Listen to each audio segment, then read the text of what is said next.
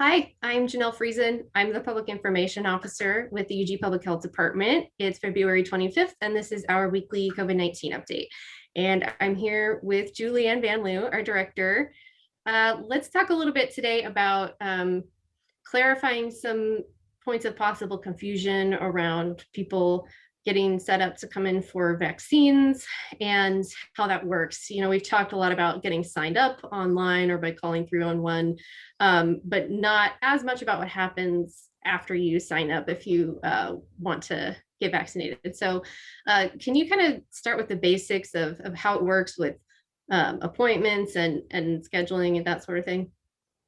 Absolutely. Thank you, Janelle, and hello, everyone.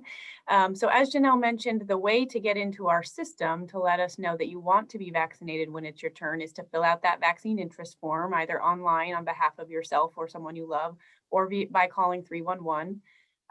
And essentially what happens when you complete that vaccine interest form is you end up in our database that has all the information that you provided. So especially that really critical information that helps know which phase you become eligible in. So we use your age based on your date of birth, of course. Your comorbidities will come more into account in phase 3. Your sector of employment could make you eligible. So what we do on a daily basis is we download the results of the new vaccine interest form applicants who send us their information. And we use that to do a prioritization and to identify the people that are eligible that day to be called for an appointment. So for example, right now we are scheduling individuals age 65 and older. We are prioritizing folks in certain zip codes in our community based on their vulnerability to COVID morbidity and mortality, and based on their insurance, or based on the zip codes percent of uninsured, because we know those folks are particularly vulnerable. So what that means is that today, if you're 65 and older, and if you live in zip code 66101, 102, or 105, which are our highest priority zip codes, you will be scheduled fairly immediately, like within the next few days. And we're hoping to get through those zip codes by the end of next week. So if you submit your information, and let's say you say that you're 67 years old, you're from zip code 66102, you will be put very, very high towards the top of the list.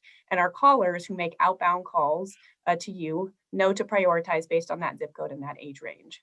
So it's a constant kind of ebb and flow where we pull this data very routinely and we make sure we continue to prioritize those folks that we have decided are more vulnerable. Now, we don't want folks to think that just because you're not in those zip codes that you're not going to get access to a vaccine or get access to it soon. So it is our hope to really move through the 65 and older age group pretty quickly. So we are highly prioritizing. The vast majority of our slots that we have available each day are now being set aside for the 65 and older population so that we can really prioritize that age group as a whole and move through them as quickly as possible. We know this is difficult for people because when you prioritize based on any schema, it necessitates the fact that there are people towards the top and there are people who are lower down. And that's difficult for those who are lower down because it means you're waiting longer for something that's really important and impacts your quality of life. And so we want to let folks know that we don't make these decisions lightly. We have done this prioritization because we believe it is our job as a health department to distribute these vaccines equitably. And this is one way that we're able to do that. So we just ask folks to hang in there with us. We know how frustrating it is. If you've submitted your survey, we have your information. You will be contacted as soon as we have enough vaccine to move on to whatever phase you're in.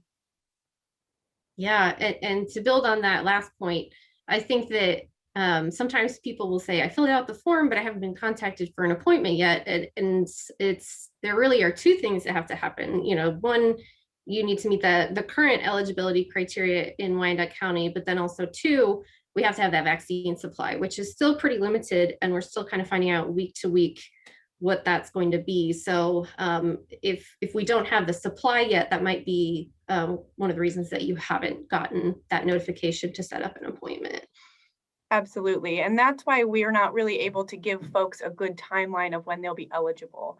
So for example, we just found out late yesterday that next week we're getting 2,000 doses, and that is great. It allows us 2 or 3 days towards the end of this week to schedule for next week, but we don't know what's coming the following week. So we can't go ahead and preemptively schedule you because we don't want to cancel on folks. And so it is unfortunately really just this barrier of not having enough vaccines, and us, when we do become aware of how many we'll get in the next week, we move as quickly as we possibly can to fill every appointment we have available. Right. I also want to jump back for a second. You mentioned that we're we're really trying in the next couple of weeks to get through this 65 and older folks who are in those top 3 priority zip codes, but then we're moving through the next zip codes of that age group that we're moving through the 65 and older age range before we move on to opening up to additional groups, because there are still some groups left in phase 2, and then later we'll move to phase 3. Is that right? Absolutely. Yep. So the way it will work with the COVID vulnerability index, or this zip code prioritizing that we're using, is that we'll do that when we start each new group. So with 65 and older, we're going to do the top tier zip codes and the middle tier and the bottom tier zip codes before we move to the rest of the folks in phase 2, which will be like our manufacturing folks, our folks working in warehouses and retail. So as Janelle mentioned, there are other employment sectors that are eligible in phase 2, but those won't begin until we reach almost everybody in the 65 group and have those taken care of. Yeah. So I want to briefly touch on second doses, because all of this is about setting up that first dose coming in. And we all know that with the Pfizer and Moderna vaccines, it's the 2 doses. So when people, how do second doses work right now at our sites? So at our sites in Wyandotte County, you do not need an appointment for your second dose as long as you received your first dose with us. So when you come for your first dose that you've scheduled an appointment for, you will receive your vaccine card with your name and your date of birth and what kind of vaccine you got. And it also has a date on there for you to return for your second dose. Now there is a window of time, before 4 days before or after that you can come for that second dose. But we really ask folks to try as hard as they can to come back on the right date. That helps us out because we need to know every morning how much do we pull out of the freezer or the fridge. It really is about making sure that we don't waste any vaccines.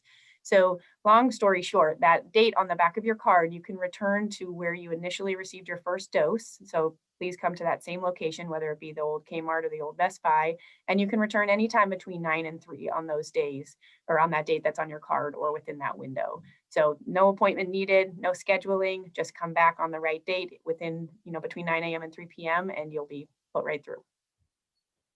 All right, great. Yeah, because I know that that's something that people wonder about sometimes. They're like, all right, we know how the first dose works, but figuring out the second dose. So that helps to kind of clarify the whole process so people know what to expect. So is there anything else that you want to mention, like stuff that you've gotten a lot of questions about, or anything you want to clarify?